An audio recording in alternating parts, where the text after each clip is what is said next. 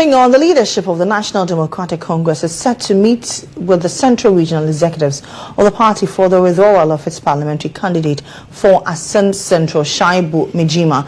The embattled candidate has also been suspended after he was found guilty for immoral act and anti-party activities by the Central Regional Functional Executive Committee.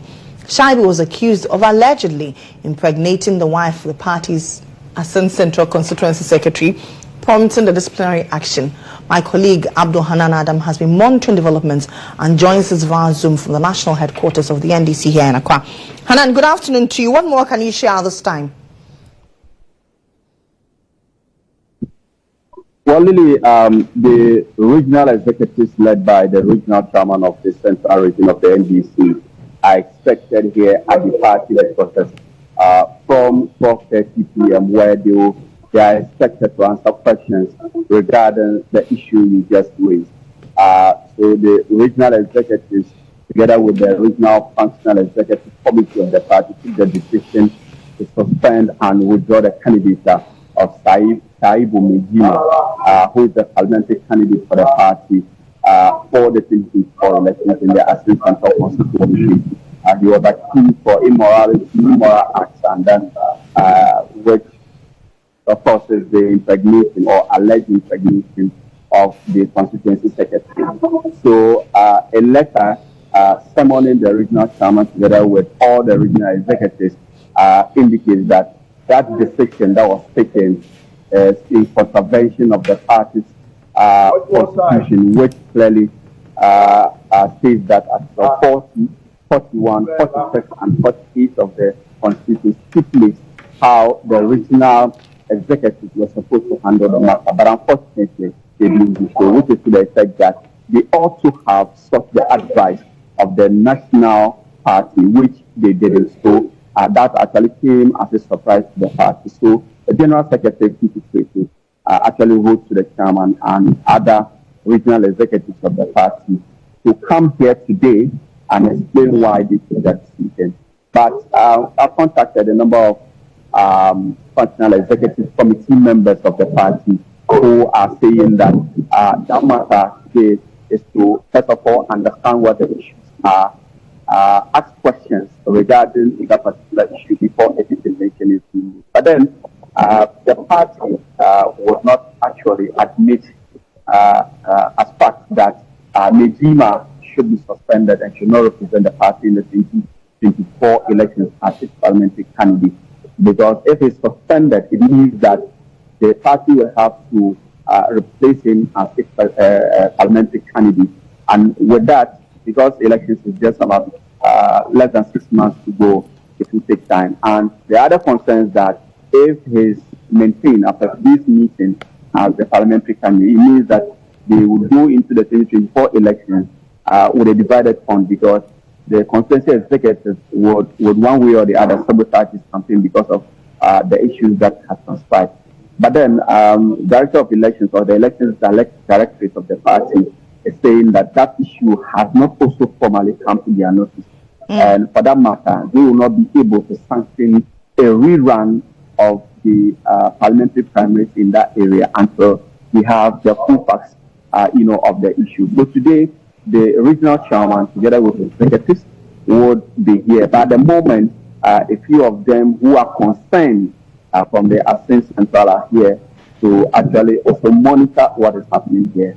So the functional executive committee of the party, led by the chairman of the party, Johnson Asiedu, the election directorate, Dr. Mani Boama, and Rashid Tanko Computer, together with Mahdi Jibril and other national executives of the party, national organizer, would also be in the meeting to quiz the regional executive regarding the decision, whether that decision is in favor of the party. Remember, Lily, the party wants to win more seats in the central region because they lost a number of seats in that area during the 2020 elections, even though they won back a few. But then they wouldn't want to do anything that will compromise their chances of winning more seats in that area, Lily. Okay. Have you cited supporters of Mijima there who want to oppose the decision by the party? Well, a few of them are here, and a few of them are actually cadres of the party. I've seen some senior cadres here who are also very much interested in the issue because, like I indicated, sources within here that I spoke to briefly says that if he's withdrawn, then it means that the party will go into that election with a divided front, and which is no good for them. So that is the argument that few members of the party who are here to support Mujima. And then, but others who also believe that if they go in there with him, it is also going to cost the party their chances of winning the elections because the MPP who are their main opponents are going to use it against the candidate himself and then the party. So there's a divided, opinion here. But then at the end of the day, like I indicated, the party says that they are not going to make any adjudication on the matter. They are only going to listen to whatever the concerns are and then advise the regional executives. So I understand that Mujima is not part of this. I understand that he would be engaged later also regarding the issue. So first of all, the party needs to engage with the regional executive and the regional functional executive committee who are taking to suspend him for 6 months and then withdraw his candidature. So basically that is happening here. But like you asked, there are divided opinions as to whether there should be a rerun or Mujima should be maintained for Assin Central for the NDC. Okay. Hanan, thank you very much. That's Abdul Hanan Adam. Now, the Minister for Trade and Industry, Nketia Hammond, popularly known as KT Hammond, has revealed that he will introduce the legislative instrument seeking to regulate pricing of cement in the country in Parliament today following boycott of a meeting by the manufacturers. Despite heavy resistance by manufacturers, a meeting scheduled to address concerns was boycotted due to the presence of the media yesterday. Representatives from Gassem, Dangote, CBI, Simaf and Diamond Cement expressed shock that the minister had invited the media without their knowledge in the meeting scheduled to be held behind closed doors. According to the Adansiaskwa MP, efforts to get the manufacturers to come to the negotiation table have proved futile as you make efforts to lay the LI today. I'm clear in my mind. I've done enough consultation. I'm clear in my mind. I've given them enough opportunity to put on the table what the ideas are for us to sanitize the system. It seems to be that it is their way or no other way. I think your expression is their way or the highway. I don't intend to accept any such attitude. So here we are. God willing, tomorrow I will make the effort officially to lay my LI. And this LI is seeking to regulate the pricing of cement in the country. I think it is atrocious to have a situation where every blessed minute there is increase in the prices of cement. It was briefed that there is this gossip among them that the minister was toothless. He couldn't do anything. They could run amok and do whatever they wanted to do. Indeed, the whole concept has been subjected to a massive ridicule. I wasn't going to sit here and look on for the cement manufacturing industries to take the country for a ride. I think there is an attempt to establish a cabal. I think there is an attempt to establish an oligarchy, a complete oligarchy. To manipulate the system. In the process, the good people of Ghana are being shortchanged. I'm not going to sit down for this. So that's the voice of Trade and Industry Minister Nketia Hammond, popularly known as KT Hammond. Let's head to Parliament and find out what's happening there. Parliamentary Affairs correspondent Ibrahim Alassan joins me. Ibrahim, good morning to you. Has business in the House started, as usual? Well, no, of course. Typical of Tuesdays and Thursdays. Dr. Kesela Tofos, the minority leader, has date in court.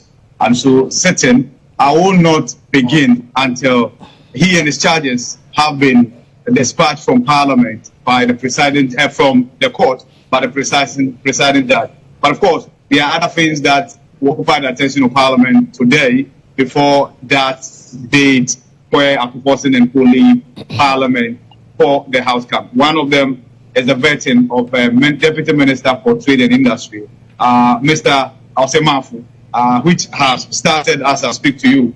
But of course, to speak to you directly about the LI, what I can tell you is that, yes, it's on the other paper, and by way of education on LIs, legislative instruments are not like bills of parliament, which will be laid, referred to committee, a report is prepared, the report is then presented to the plenary, and the I's are dotted, and then the T's are crossed, amendments are taken, and subsequently these bills are passed, and then they receive presidential assent, then they become laws. This is different.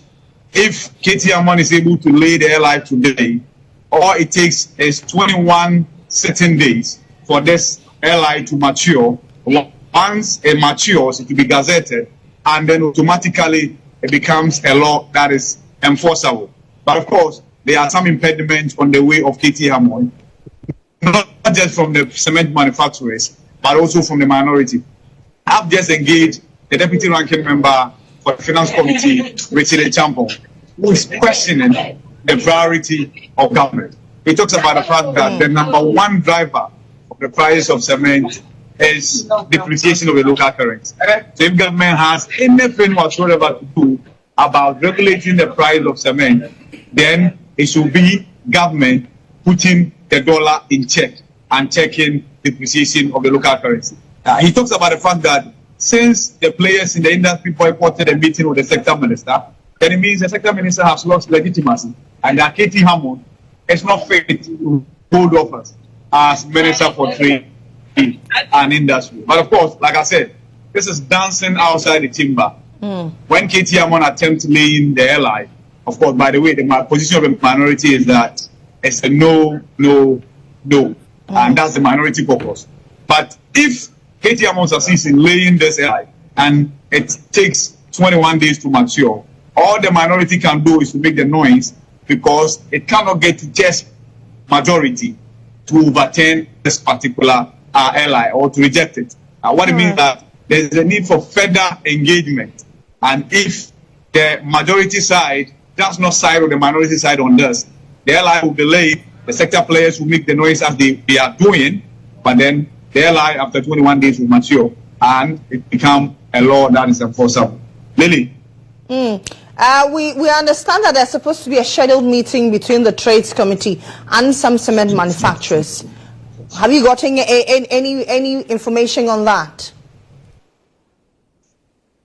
Yeah, describe it as lobbying, and you'll be absolutely right. So it's not an official meeting, because as we speak, because the select committee on appointment is vetting a deputy minister designate for the trade and industry, by the new standing orders, the leadership of the committee on trade and industry is expected to be part of this particular vetting process. And so there is no official meeting between the cement manufacturers and then the Trades Committee of Parliament. But what we understand is that indeed they are in Parliament, they are lobbying whoever can be lobbied